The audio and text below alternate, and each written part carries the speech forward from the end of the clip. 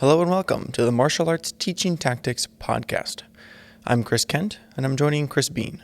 Mr. Bean? Hello, sir. Today we're going to be talking about how to be a great student. In our pursuit of becoming a better teacher and leader to our students, we need to understand what it means to be a better student. Just because we are a teacher or leader does not mean that we are not still students. We need to do our best to remember what it is like to be a great student and try our best to foster those skills in our students. And Mr. Bean, this is an episode that I specifically requested from you that we could do together, because there are times that we are in class together and I am your student, and I want to make sure that I am doing my due diligence to be a good student in those moments. That way I can get the best out of class, and also that the class can run more smoothly and that we can both benefit from those experiences. So I'm glad that we're talking about this now. So what do you think, Mr. Bean? What does it mean to be a great student? Of course, everybody's going to have their own different characteristics, classifications of what makes up or attributes to being a great student. I think great students have a willingness to learn new things. They're open-minded and accepting of challenges, even differences that challenge their current norms. I think great students ask tough questions, not just questions that are easy answers, but legitimately tough, challenging questions. The type of questions that will stump even the best teachers that have been doing this for years and years, have master's degrees, in whatever their field of focus is. The great students, the best students, I think, challenge those teachers, those leaders, by asking questions that they don't know the answer to, or questions that they have forgotten the answer to, or even questions that challenge perhaps even a new way of thinking about that field that they're in. They do this not because they want to be mean or to be disruptive. They do this because they really want to ensure that they have the best understanding of the material that they can possibly have. They do this because they're trying to make those connections to previously learned and established material. They're building those connections through asking those challenging questions. That's what these great students do. They challenge the best teachers. Again, not so that they can be disruptive or to be mean to the teacher or to try to catch the teacher not knowing the answer. But again, they legitimately want to, or maybe even need to, have those connections or to build those connections to previously learned material. Great students push the envelope for the teachers to bring their A game. The teachers show up to work, to the class, and they know that student is in their class, and they want to be frank, make sure that it seems like they know something so they can answer that student's question. The student helps to bring that out from the teacher, because the teacher wants to seem like they know their stuff. So that pushes the teachers to bring their A game, to show up and know their stuff inside and out, backwards and forwards. Any question that they might have asked when they were a student, or might have heard somebody ask when they were a student, they want to have an answer to it. Now, I say have a answer, perhaps not the answer. And we'll come back to that a little bit later on, in fact, maybe a couple times.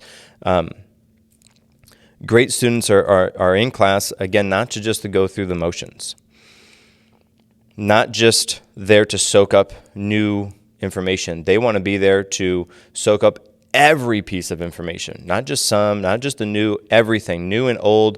They want to bring that in and make those connections to the information they already have. That's how they're going to learn and build this new knowledge, this new information that you're sharing with them, that you're teaching to them. Great students sometimes can be classified as challenging or even difficult. Again, not because they want to be defiant, but in their because they're seeking to learn and build that new knowledge, they want to make sure they have all of their bases covered. They don't want to have any question marks in their notebook. as they're taking notes or as they're learning or thinking about this information, no question marks, only answers. They want to have the answers. They almost need to have the answers to help them better understand what and why and how and how, whatever the information is. They really want to know that, right? And of course, we've talked about this before, but there is a fundamental difference between knowing something and able to do something. The great students want to be able to transition from just being able to do something to knowing something as quick as they can. They do this by challenging, by asking the questions. Again, sometimes the great students, I'm sure you probably can think of some off the top of your head that are challenging, and not so challenging that because they're defiant or disruptive in class, but because they're asking questions. And perhaps up till now, you may think that they're asking those questions because they want to try to catch you. They want to try to get you like, oh man, this teacher doesn't know his stuff. It's not that. It's not that. I believe those students, that's how they learn. That's how they interact with that new material, by asking those questions, making sure that they are firm on the understanding of how and when and where and why to do all of this stuff. Whether it's math class, history class, your martial arts class, whatever it is, they ask those questions so that they can learn it. They have such a desire to have every little detail and to see how that connects to the bigger picture. Sometimes you will push off that question. Nah, that's not important right now. If you can always ask if questions. We'll come back to that later. And most of the time, for whatever reason, the if questions never get answered. Those students very likely that are asking those if questions, or why or how or exactly what do you mean by that, those type of questions, those are the type of questions that the great students ask. Those are the type of questions that are challenging to the teachers, to the professors, to the leaders, because then it makes them take a stance one way or the other. And sometimes, as the leader, as the teacher, as the person in charge, taking a stance one way or the other is tough, because it's not always such a black and white, left or right answer. Sometimes, it's sort of this and sort of this. But those students that ask those questions need a finite answer. They really want, is it this way or is it this way? You can't say it's both. It can't be both. The answer to 2 plus 2 can't be 4, but sometimes it's 2.5. It can't be that, right? It has to be 1. And that is the connections. That's what those students are trying to establish. Is it this way or is it that way? And perhaps if there is a variation, there needs to be a clear example, a clearly defined relationship to why it is A, and then when it does turn to B, why, how, when exactly does that happen?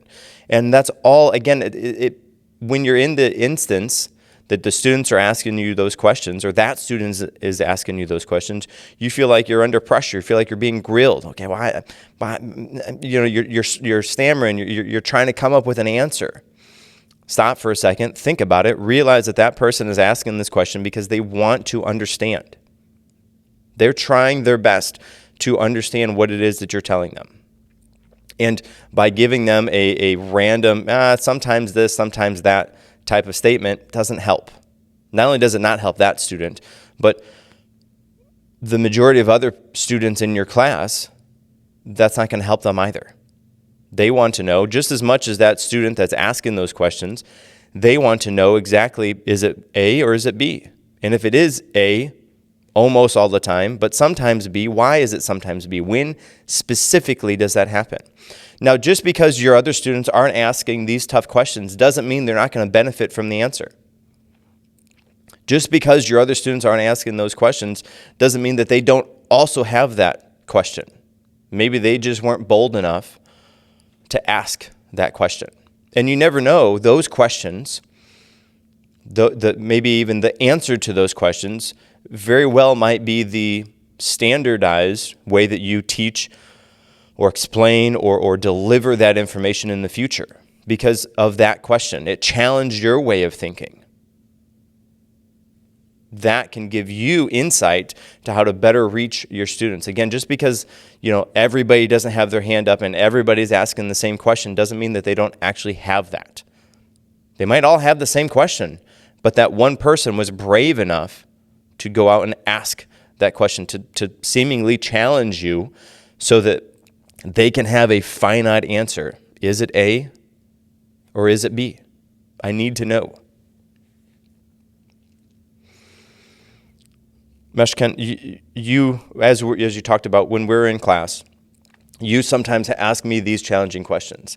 And the sometimes more challenging part of it is the information that you're asking the questions on, I am learning along with you. And so that is where the tough part is. And so even if you've been doing this for a long time and this information isn't new to you, you may have students that will ask you a question that you don't know the answer to. And if that's the case, you need to say, I don't know. I don't know what the answer is. But that was an awesome question. I like that question. Next time I see you, I'm going to do my best to have an answer for you. Or in the case that we have in class, since we're both in class together, and I say I'm the sometimes teacher, but I say that because we're doing class together. I frequently see us as peers while we're in class, and so when you're asking me those questions, I have to go to teacher mode. I have to take my student hat off and put my teacher hat on and try to have an answer. Or sometimes we dive in and try to find the answer in that moment. Okay, I don't know. Let's see what we can find. And then we go to source material, try to find out what we can find out. Okay, we bring this together. Okay, this is what I have this. Okay, those mostly say the same thing, so that must be the right answer. We'll do it like this. And it's not because you're challenging me, but because you like to and sometimes need to know, is it A or is it B? And why is it that? And I mean, I would say you are this type of student that I'm talking about. Do you have any further insight that you would add or subtract or change? Yeah, a few things to add to that, and then afterward I have a twofold question for you. Maybe you can answer. But to add on top of that, especially in our class, at the level we're at, I see it kind of two ways, whereas there's a way that we do things, and there's a separate way that we teach things. And I don't mean that in a hypocritical or Hippocratic way, whereas I say it's this way, but it's actually this other way. I would consider it more advanced level of a technique. So maybe there's small nuance in between motions that we teach to make sure that our students are understanding how the physics and the mechanics of the motion that we either pass over or go through more quickly or take out entirely because we understand what's happening and we're able to do those moves without the intermediate steps. And so sometimes when we're in class and I'm asking these questions, I would it's writing the line between how do we do it as a higher level and having done it for a long time, and how am I supposed to teach it to my students? Because very often, and I would agree with it, I don't disagree, but very often it's like, this is how I do it. This is how we do it. But we teach it a different way, again, to get those nuanced things apart. So sometimes those questions that I'm asking is more, as you said, I do agree, yes, I'm very much the person that wants a black or white answer. I don't like could be this or could be this, or sometimes it's this and sometimes it's this, or it's just like this when I feel like it, or just like this when it feels right. Okay, sure, I understand conceptually that idea. At the same time, I want to know on paper, black and white, yes or no, what do I tell the students that I'm teaching when I'm teaching to them it's this or this? And to your point too, there is room for the what ifs and the whens or sometimes or hows and things that don't always fit that prescripted mold, which we talked about before too, is, the martial arts is a living thing. We learn these sequences, these katas, these forms, and sometimes those forms and katas and sequences have applications.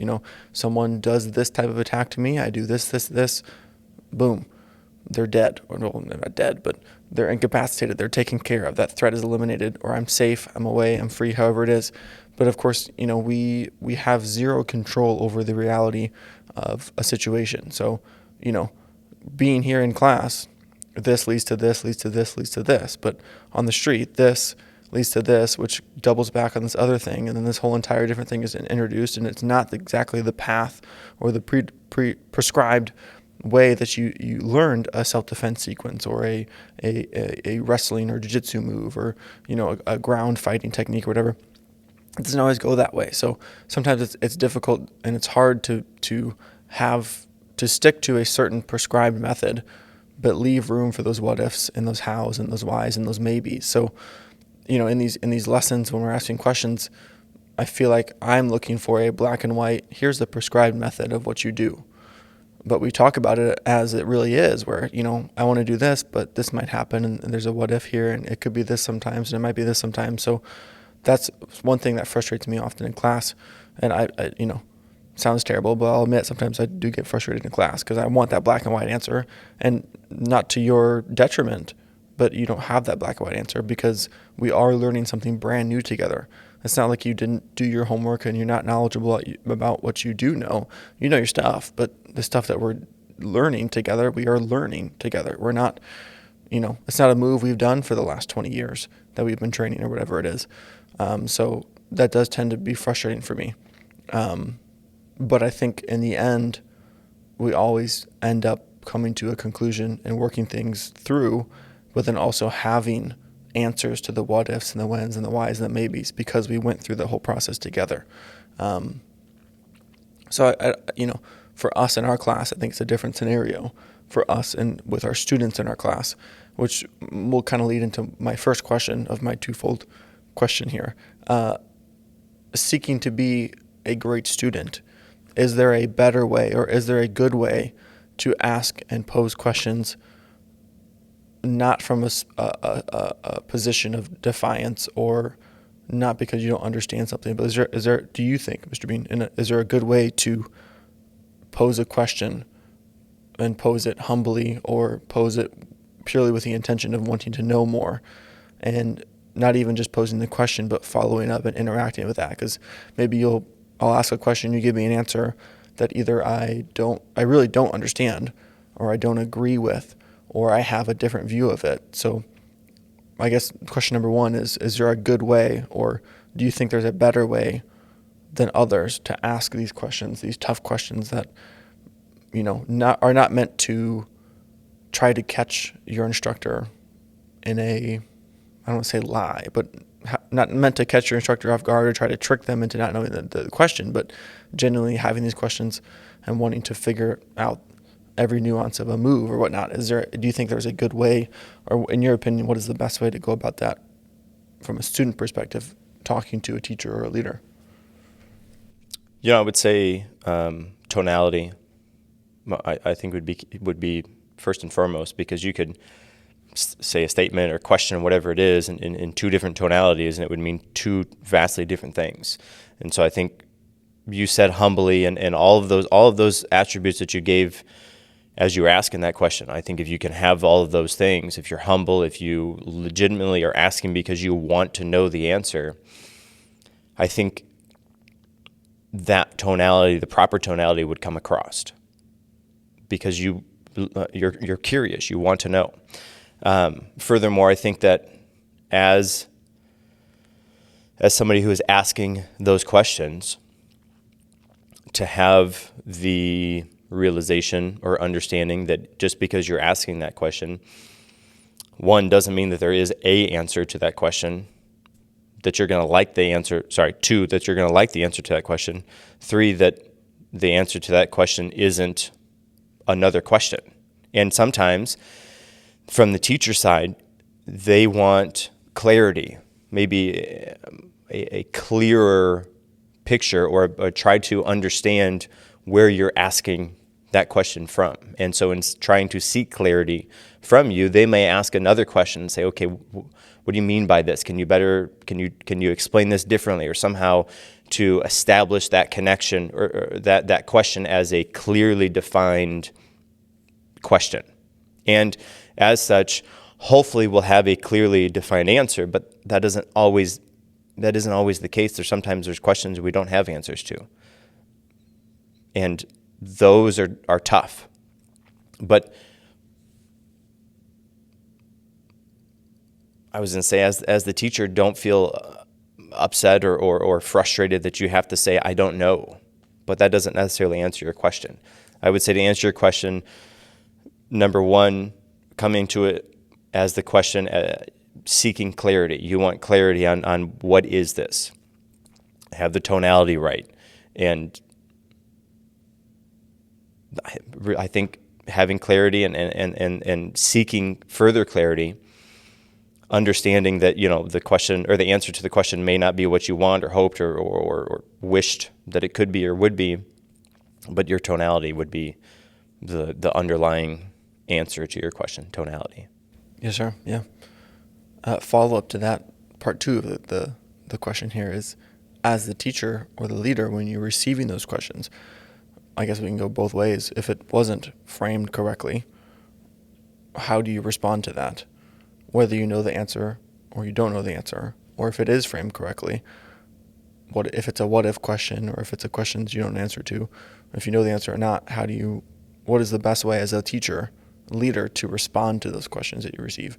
So maybe responding to them, whether you know it or not, when it is posed negatively, or responding to them whether you know it or not when it is posed in a positive, the way we just talked about asking questions. Yeah, so I think if it's posed negatively, I think in that, it's dependent on the student.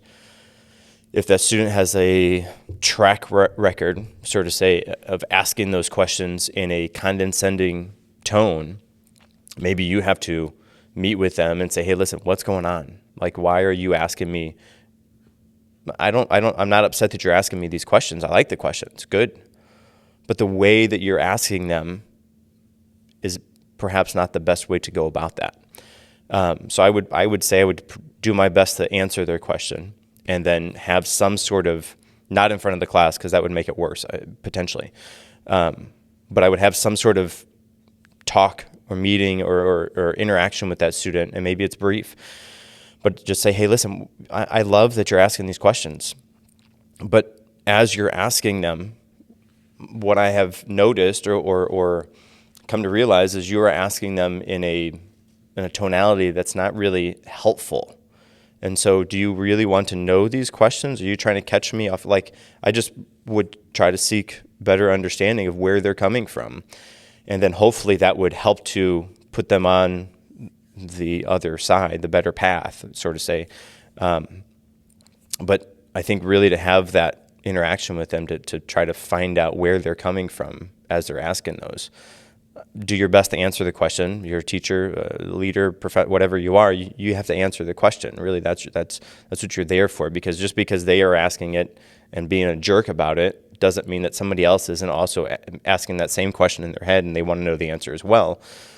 But trying to establish that communication with the student and see where they're coming from. Get to the root cause of that, and then if they continue to ask questions in a condescending tone, then maybe, I hate to say you have to have disciplinary action for them because they're asking the questions, but it's the tonality that is the issue there, not necessarily questions. Yeah, and that could be an indicator of something else going on. Maybe there's something going on in their life outside of the studio that is really affecting them negatively, and they're, it's manifesting this way on the floor. Or maybe it's an indication of your relationship with that student that may be damaged or broken, or they may feel slighted by you in some way. So having that, one-on-one time, pull them off to the side and try to find that root cause, that could lead into, a lot more afterward. And again, maybe they want to be a good student, but they feel like they've been the good student for so long, they feel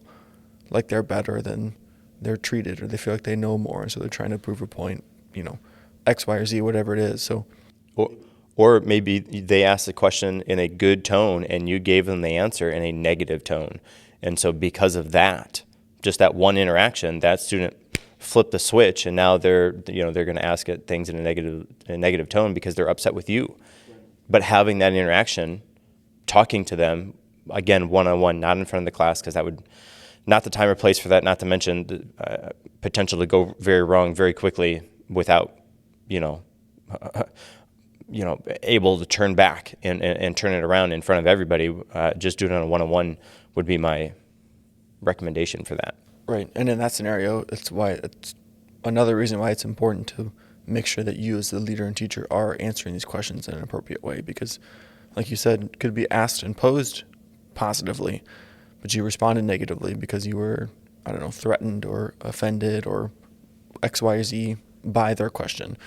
So that's why it's important to make sure that you have a level head and you know how to approach these situations when they happen, because I guarantee they will happen, either negatively or positively. And either way, you have to respond correctly as to not further damage maybe that student that has that negative view, or to push them over from the positive to the negative.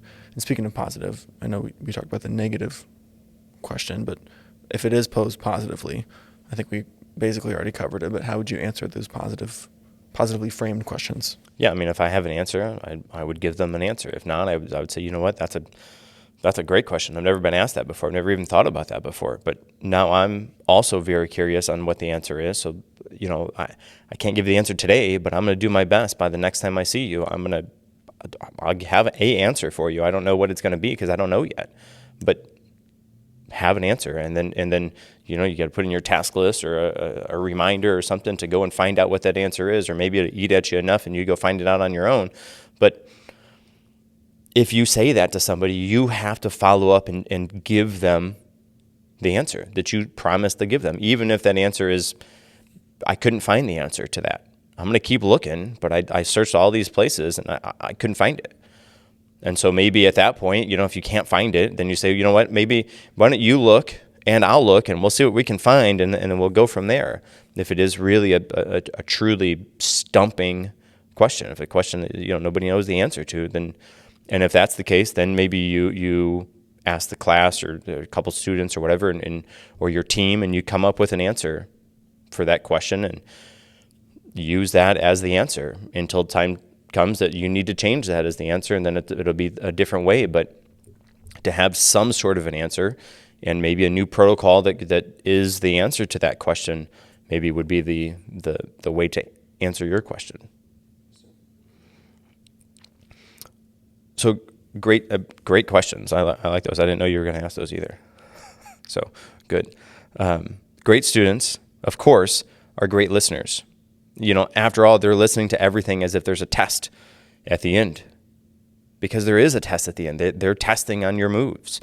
So they show up to class, they're paying attention, they're listening to the things that you're telling them because they know that there's a test at the end. They understand how and when and why they need to study and what to study and for how long, all of those things. They're not, great students are not afraid of putting in the hard work because they know that work will pay off when the test comes or later on, if or when they had to use that, or just because they're more physically fit or they know the answer to whatever that question was. Often teachers would classify great students as those who show up on time, they don't ask questions, they put their head down and do their work. As you can see from what we've talked about so far, I would object to that notion. I truly believe that the great students are the ones that are not afraid to ask the tough questions. Even if that question is just, hey, can you do that again? I need to see it again. Like we've talked about this before. Oftentimes, your students have those questions, even if it's just, hey, I want to see that again, but they're not quite brave enough or bold enough or whatever it is to raise their hand and ask you whatever that question is. Again, even if it's, hey, I missed it, I blinked, can I see it again? If one person does that, undoubtedly somebody else is thinking about that question. Somebody else needs to see it again. And so because that person was bold enough to ask that question, everybody in class is better for it. And in the type of questions we've been talking about so far, if those questions are so challenging that they're challenging the teacher, not so much they're challenging them, but they're challenging the way of thinking that the teacher has brought to the table, or so challenging that the teacher doesn't know the answer, then when you come back and you deliver that answer, not just that person benefits, the entire class benefits from that. And moreover than that, you as the teacher have benefit from that because now you know the answer to whatever that question was. And again, that very well likely might be the new established protocol for teaching or delivering or working through that information moving forward, just because that student was bold enough to ask you the question. Now, what can we do as the teachers, as the leaders, to help to foster or to grow this type of student? Well, firstly, we need to understand that everybody has their own unique approach to learning. Just because the student is asking you questions you've never heard before, never thought to ask before, doesn't mean that they're a bad student. Doesn't mean that they're trying to catch you, that you don't know your stuff. That's not what it's about. They are just trying to establish those connections, build those relationships for themselves. And by asking those questions, that is their avenue. That's their road to which they are trying to learn through.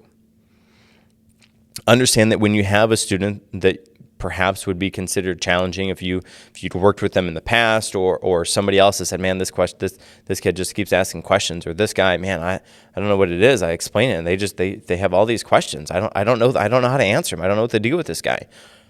Realize that those people not necessarily are challenging just to be challenging. That is their way of learning, right? That is their standard learning protocol, is to ask those questions and build their knowledge by the answers that you deliver to them. Take the opportunity, if that question is so challenging, to seek out, to learn something new. Right? Just because you're a teacher doesn't mean you've learned all the things that you need to learn. Quite the opposite. Just because your students ask you a question that you've never heard before doesn't mean that they are off base and they shouldn't have asked that. Because again, if that one person asked it, I would say at least 50% of the other students in your class are going to have that same thought, that same question that they don't know the answer to, that they also are waiting right on the edge for you to deliver the answer to that question. Even if it's, man, I don't know. I don't know what the answer is. That's fine. Tell them that and then go get the answer. Find out what it is and then go back next time and tell them, tell the whole class the answer to whatever that question is. Sometimes, in speaking from a martial arts sense, a student's going to ask a question that will, quote unquote, break a self-defense move or component that you have. They'll ask a question and say, well, what about their other hand? Didn't I just move in the... And then you have to stop and think, oh, yes, I've never thought about that. That I'll just get beat up if that happens. So to have a opportunity to reflect and perhaps redesign one of your self-defense moves and make it better because that person challenged and asked that question would be great. That would be super good for you and your school, because that means that you are taking out something that doesn't work or potentially doesn't work, and you're moving into something that potentially does work. I still said potentially, because you never know until you put it into factual practice. And then at that point, you probably, if you took a self-defense move that you're pretty confident about and it works one time, okay, great. That's it worked one time. I mean, I would say maybe, unfortunately, you'd have to, test it and go out and seek out, does it work in like 10 or 15, 30 different ways, those trials. Yes, it worked 10 times out of 20 times. Okay, well, that's 50%. At 50%, maybe that's not such a great move to be doing, right? So your good students challenge your way of thinking. They challenge you to be better, and not just you to be better, but for everybody else to be better, for your school to be better. Growth on all sides, by the questions, by the type of person, the student that great student is.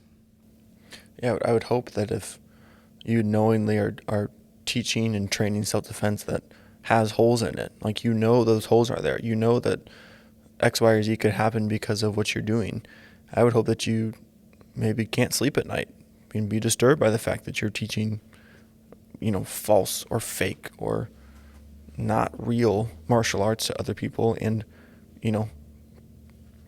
perpetuating that yourself.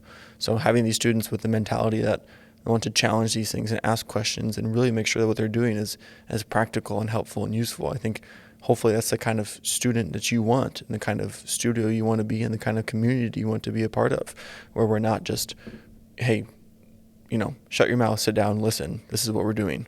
And whether or not it works, you're the leader, you're in charge. It doesn't matter what everyone else thinks, because you know everything and they're going to follow you blindly, do what you're told, which unfortunately there are places around the world that are like that, where people are tricked or manipulated into believing Mr. Professor or Mr. Sensei, Mr.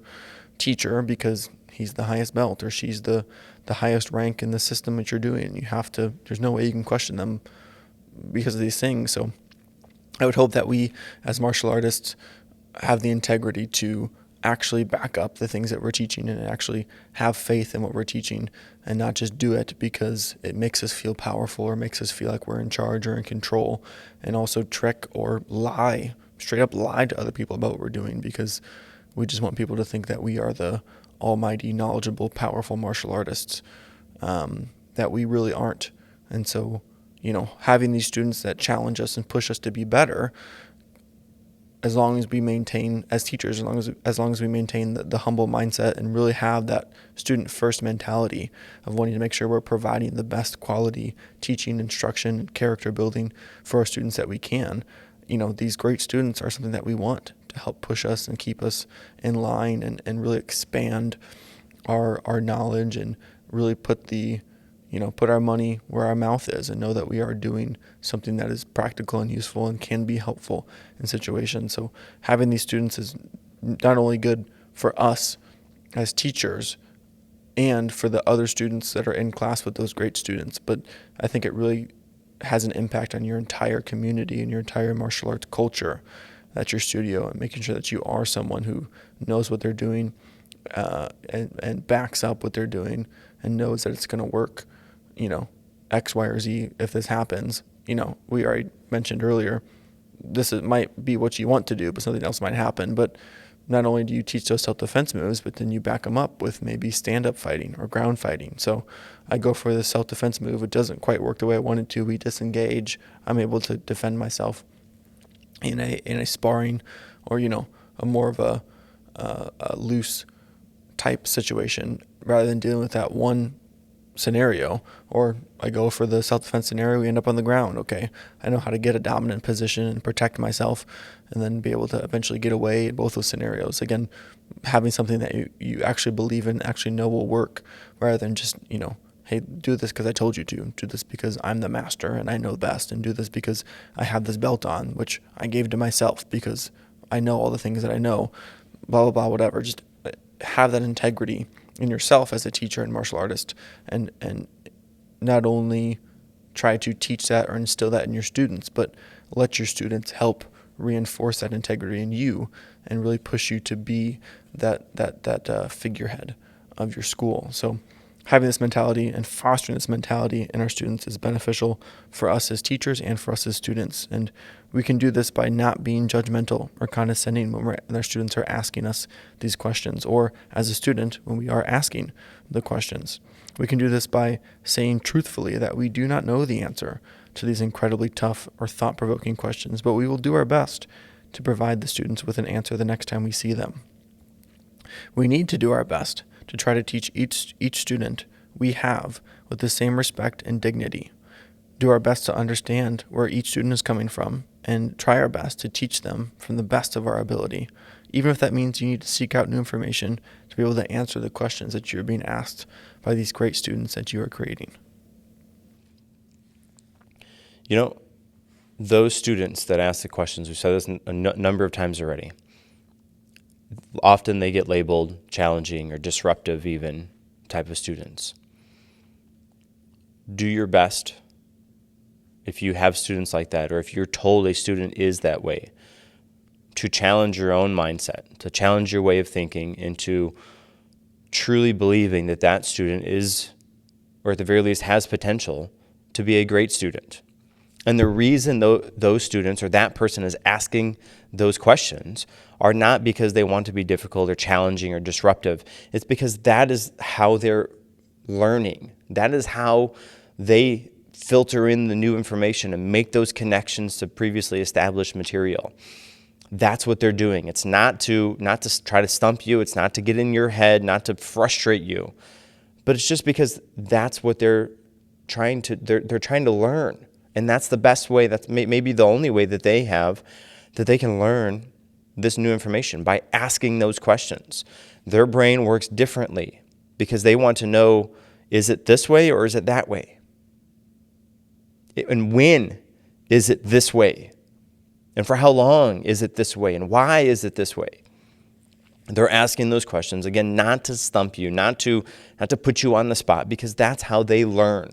So if you have students that are like that, if you have teachers or teammates that have said, hey man, this student is, whatever, if their students are like this, challenge them to come at it from the other side and think, why are they asking these questions? Well, they're asking these questions because they want to learn. They don't know the answer to the question. If they knew the answer, they wouldn't ask the question. So then give them the answer. Give them the answer. And then do that so everybody can be there to hear what the answer is, so they can all learn and grow from it. And if or when it challenges you and you don't know the answer, find the answer. Find out what the answer is to bring that back, not just to that student, but to the class, so everybody can learn and grow from that. Don't be surprised if those questions, or rather the answer to those questions, are your newly defined protocols on how you teach that information from here on out, because those are the type of questions that get asked by the great students. Yes, sir. As always, you can find us on the socials. We're on Facebook, Twitter, YouTube, Reddit, Instagram. All those places you can find us at MA Teaching Tactics, MA for Martial Arts, Teaching Tactics. Again, that is MA Teaching Tactics. Until next time, I'm Chris Kent. And I'm Chris Bean.